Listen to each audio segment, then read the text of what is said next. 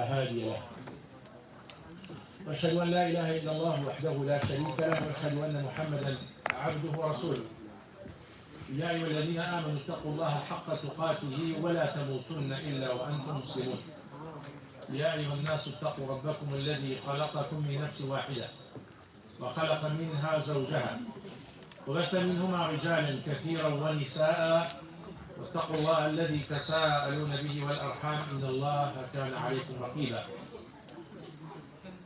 أما بعد فإن أصدق الحديث كتاب الله وخير الهدي هدي محمد صلى الله عليه وآله وسلم وشر الأمور محدثاتها وكل محدثة بدعة وكل بدعة ضلالة وكل ضلالة في النار.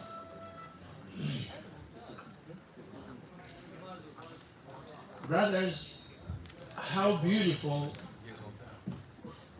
for everyone to make a list and put top of the list my religion first. How beautiful when you have in your mind your deen is number one priority in your life, in your day.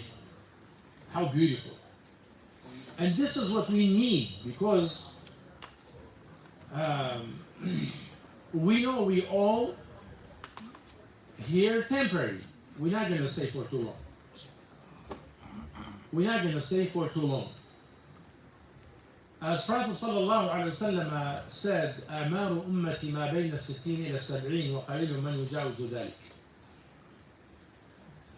The age of my ummah 60 to 70, and some people passing, meaning majority by this age passed away.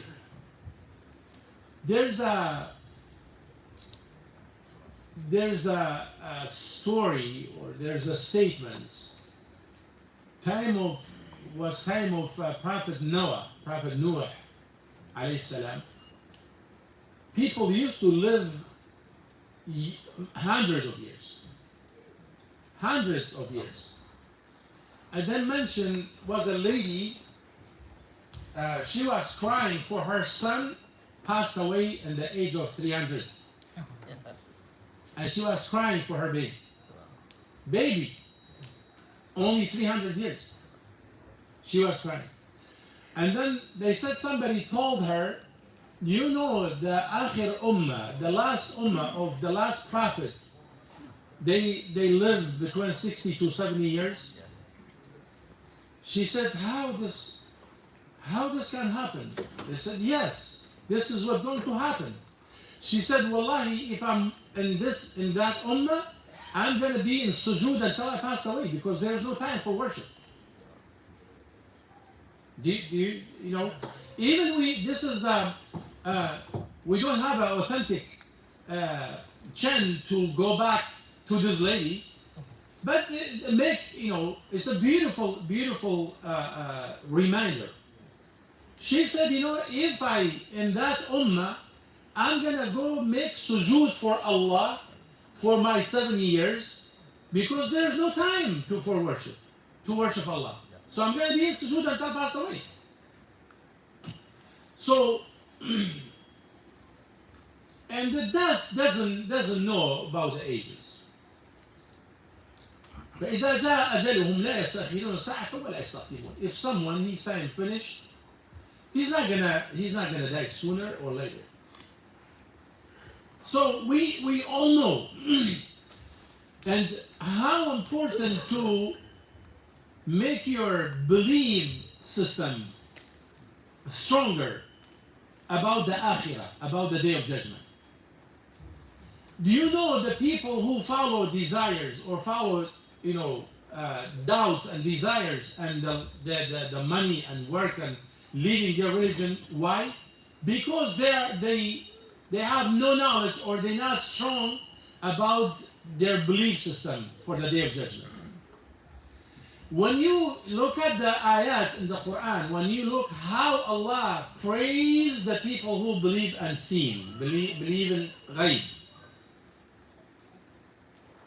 Allah subhanahu wa ta'ala, He praised the people who believe in ghaib, meaning unseen, unknown. And then whatever you not see, whatever is far away from you is unknown. from us. It's unseen. Like for example, we don't see Allah subhanahu wa ta'ala. We don't see our souls. We don't see the the day of judgment. Even for Prophet Muhammad sallallahu alaihi wasallam, for us is like a unseen, because we didn't see him and we believe in him. He's the last prophet, the last messenger. So how beautiful to work on your belief system. So to make your belief system stronger, to think whatever you do in connecting to the day of judgment. The problem we have these days, people negligent. Let's say ghafla. Because if not ghafla, if the people not negligent, meaning something very serious, very bad. If we put the dunya, this life, before the qiyamah, before the day of judgment, then nothing will be accepted from us. No salah, no fast, nothing will be accepted. If we not put the religion first, if not number one priority in your life, in your day, so we are in a huge problem if we not put the religion first. Personally, I was talking to a person in this masjid, in that corner. I said, I want to understand. What are you doing? It was a situation between him and his wife, and so clearly from his tongue, he said, my number one priority is my work. And then if I have time after my work, after my life, then I'm gonna give it to the religion. Clearly. He said, my number one priority is my work, my job. And then coming, if I have time for the deen, for the religion. So, no doubt, this person, I saw him, he left Islam after, because, this is the situation. If the person not put the religion number one priority in his life, Allah subhanahu wa ta'ala give him time. He give him time. So one day, he's going to lose everything. He's going to lose everything. He's going to leave everything. So anyway, it was something in my mind. I mentioned these words. And my brothers and sisters, we get together once in a while. It's nice to remind each other about the religion. It's nice, nice to have some fun, have some food, play games. It's okay. This is all, mubah. It's no problem. But don't put anything in front of your religion. Put the religion number one, and then when Allah subhanahu wa ta'ala see in your heart, you have the religion, because He knows about you. He knows about you before He created you. Because His knowledge, there's no beginning for His knowledge, there's no end. So He knows about us. But how beautiful when Allah subhanahu wa ta'ala see in your heart, you have the religion is number one to you. Even if you have shortcomings. Be sure that Allah subhanahu wa ta'ala, He will give you tawfiq. He will give you hidayah. He will help you. Your deen to be in your heart always number one. If Allah see your heart, you putting the religion is number one. Even if you have shortcomings. Even if you have sins. When Allah see you serious about your deen, even you have shortcomings, Allah never ever takes the religion away from your heart. Be sure. Bi-idhnillah. So because some people, we see some people, they acting, they are good. They practicing. They come to the masjid. Maybe they have a beard. Maybe they have knowledge. Maybe they give nasiha. Maybe, a lot of things. And then one day,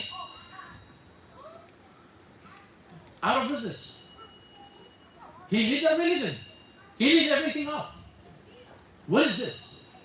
This is not something Allah subhanahu wa ta'ala never, He never ever oppressed. Whatever actions, whatever sins, whatever good deeds you do, never, take anything off for you. Always, He give you what you did, on top of it, more and more and more and more. So why some people easily they just leave the religion? Because was something hiding in the heart. The priority, the number one priority wasn't, and the heart wasn't Islam, wasn't his religion, wasn't Islam. So that's why, Allah subhanahu wa ta'ala, He don't want this type of people. Hasan al-Basri rahimahullah, I think I mentioned the statements before. Hasan al-Basri, he said, if someone lived for the sake of Allah, even people doesn't know about him, Allah will show to the people, this person, he lives for the sake of Allah. Allah will show to the people. He be known to the people. Even people doesn't know about his worship, but Allah will show him to the people.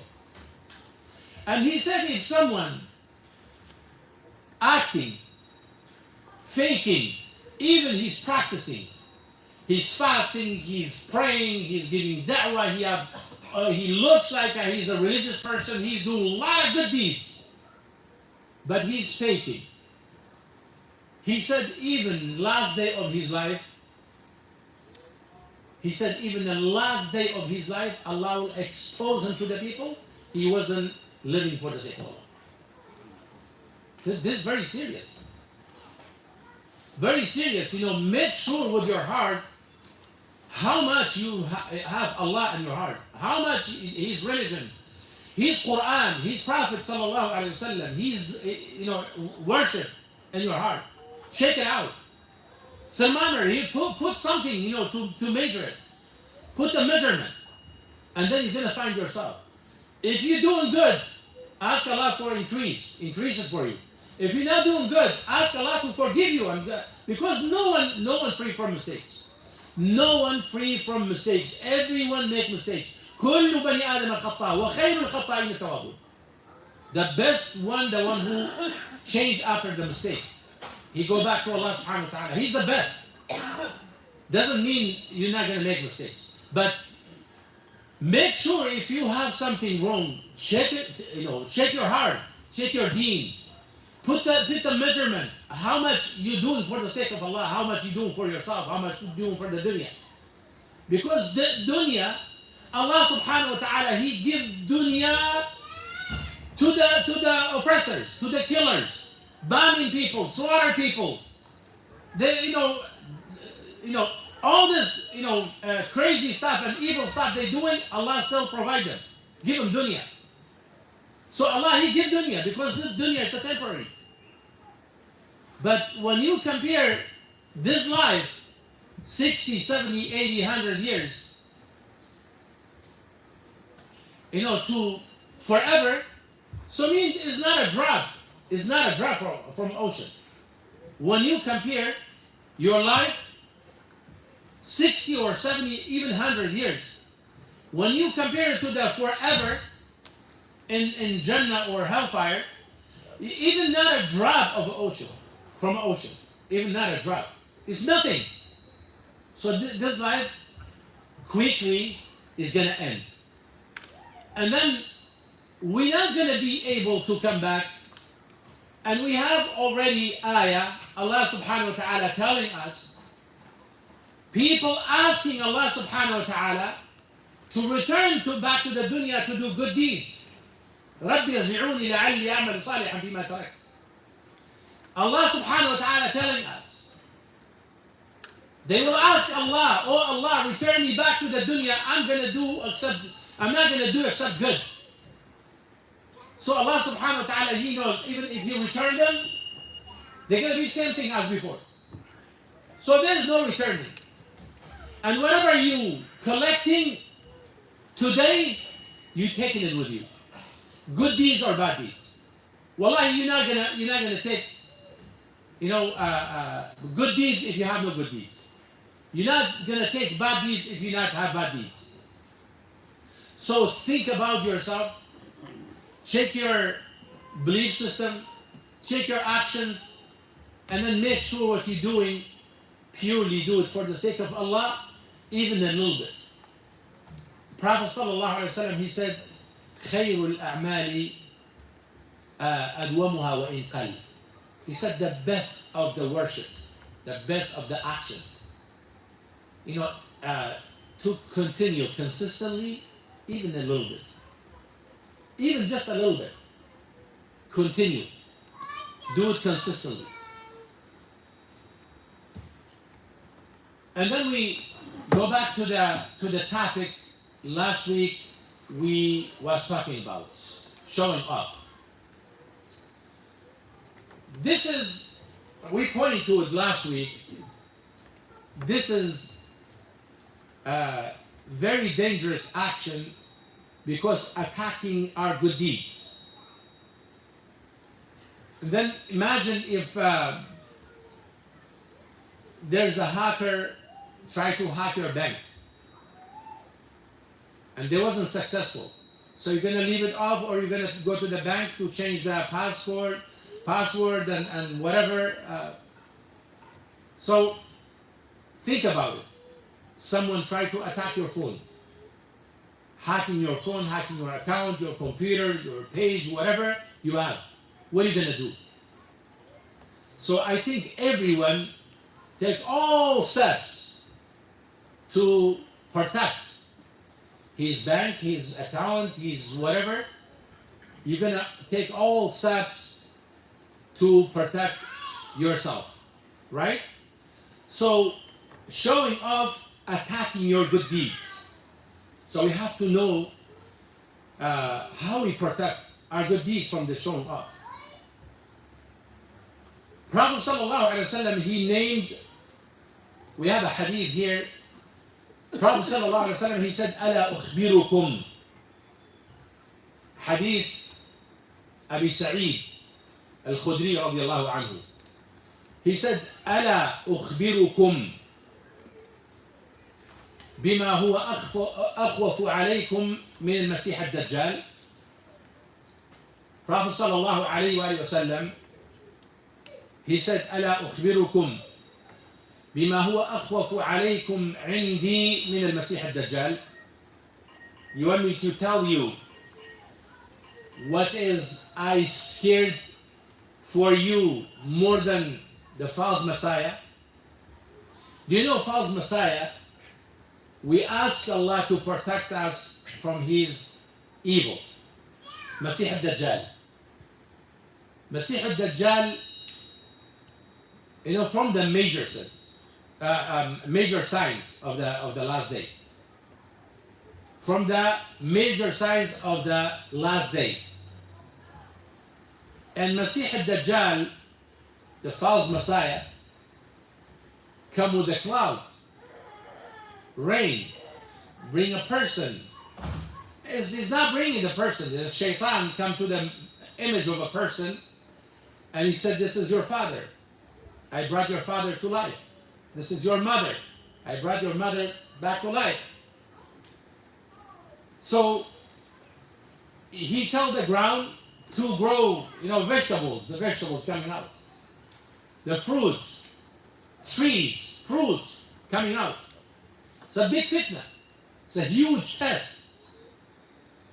And top of this, Prophet sallallahu alaihi wasallam, he said, "What I worry about you, I scared for you to fall to it.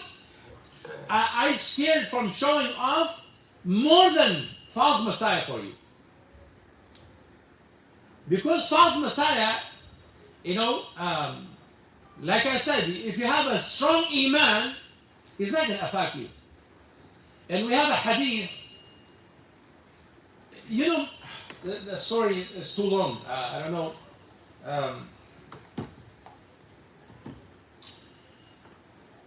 He goes everywhere except Mecca and Medina.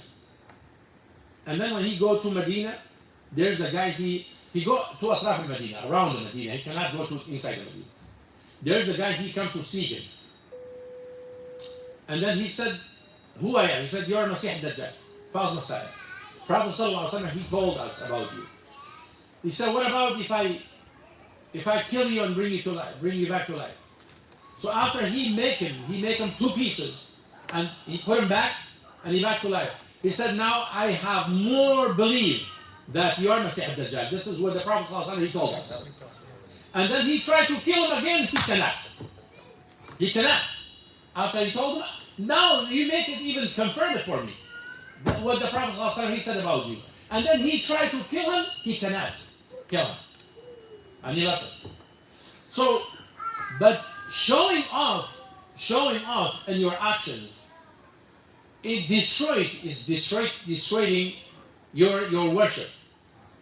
So let's continue with the hadith. The Prophet sallallahu alaihi wasallam, he said, قالوا يا رسول الله الشرك الخفي.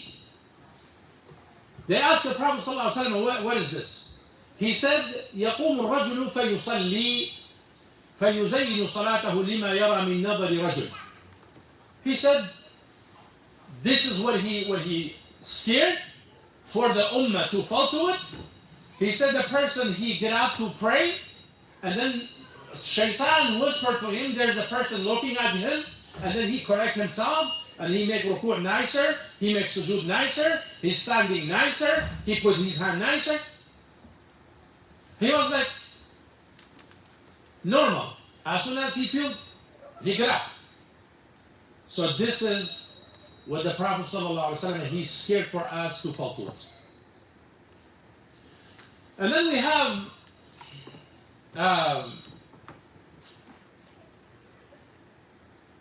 somebody remind me of something before the Salah.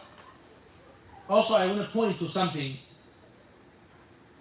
just came to my mind. How beautiful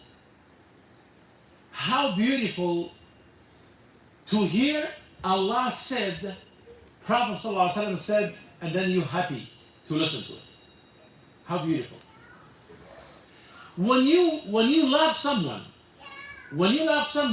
man or woman, when you love someone, you love to hear from him. You love to know about him. You love to get close, right? Guys? Yes. Sometimes, I don't want to give examples, to open your eyes, but when you like someone, when you love someone, like someone, you like to get closer. You want to hear. You want to talk. So Allah subhanahu wa ta'ala, how beautiful when somebody said, Allah said, قال Allah, and then you're happy to listen to it. How beautiful. How beautiful when you say you love Prophet Muhammad sallallahu alaihi wasallam. How beautiful when you hear a hadith, you're happy to listen to the hadith. This is wallahi showing you have a love for, true love, pure love for Allah subhanahu wa ta'ala and for the Prophet sallallahu alaihi wasallam. But when how sad, even, I give an example, I come back to, to what I'm talking. What do you think? You love someone and asking you to go to him, to her, whatever, to do something, and you ignore, you're going somewhere else. Can you imagine the situation? So how sad when you hear the ayah and then you itching, your neck. Meaning my sheikh or my madhab or you said Prophet Muhammad sallallahu alaihi wasallam, and then you look down and then, okay, be happy to hear. Is the revelation. Is Allah subhanahu wa ta'ala. Is the Prophet Muhammad sallallahu alaihi wasallam. Who can be better? What kind of speech can be better than Quran? What kind of speech can be better than the speech of the Prophet sallallahu alaihi wasallam? What kind of opinion or what kind of fatwa can be better than, a fatwa of the Prophet Muhammad sallallahu alaihi wasallam? Be happy. When you hear the ayah, be happy to listen to it. If you're not able to apply everything, ask Allah to forgive you. Oh Allah, I love what you say. I love your words. I love your speech. But I'm weak. Oh Prophet sallallahu alaihi wasallam, even you not call the Prophet sallallahu alaihi wasallam like this because he's not alive. But how beautiful when you know the Sunnah, and you try to practice. How beautiful. Ask Allah subhanahu wa ta'ala if you're not able to forgive you. Don't ignore. You will be happy in your life. And this way, you're not going to disrespect any scholar. You're going to love the imams, all imams in Islam. When you open your heart open for قال Allah, قال Rasulullah sallallahu alaihi wasallam, when your chest is open, happy, accepting ayah and hadith from the Prophet sallallahu alaihi wasallam, then you're going to have true, pure respect for the scholars and imams. No doubt. Okay, now we have another subject. We have two things. We have showing off in the actions, or what you're doing it to get something. So two different things. For example, you try to study to make money. You try to memorize Quran to become an imam. So you're doing it, you're doing something good. But it's not a show off. You do it for the dunya. For a position. It's different. You study, you want to get your degree to make money. You teaching, you're receiving money. You're not your intention is to make money, to make your business. Different than showing off. Showing off not happening except people around you. When you buy yourself, you not show off. You show off to who? So showing off happening when you around people. But العمل من أجل الدنيا is different. When you worship Allah for the dunya, not showing off. Like for example, you want to fast. You fasting, your intention to have a good health. You do it for Allah. You're fasting for the sake of Allah. But your intention to have a good health. Right? So you're making salah for your body to have exercise.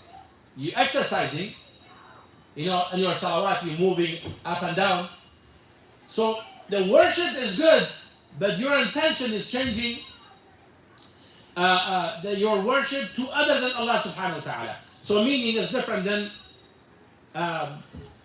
showing off. Yes, sir.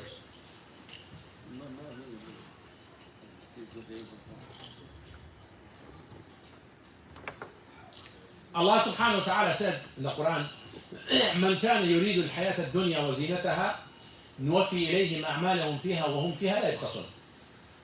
Allah subhanahu wa ta'ala said in the Quran, whoever looking for this life and looking for the beauty of this life,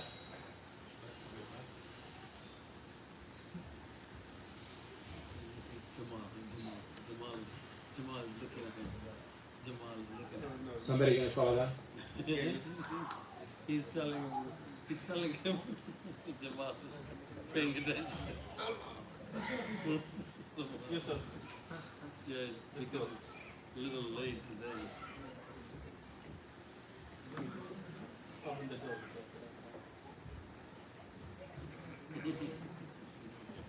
Go to the hallway. You can, the woman can't hear. Go to the roof. Allahu Akbar, Allahu Akbar. Allahu Allahu Akbar, Allahu Akbar. أشهد أن لا إله إلا الله. أشهد أن لا إله إلا الله.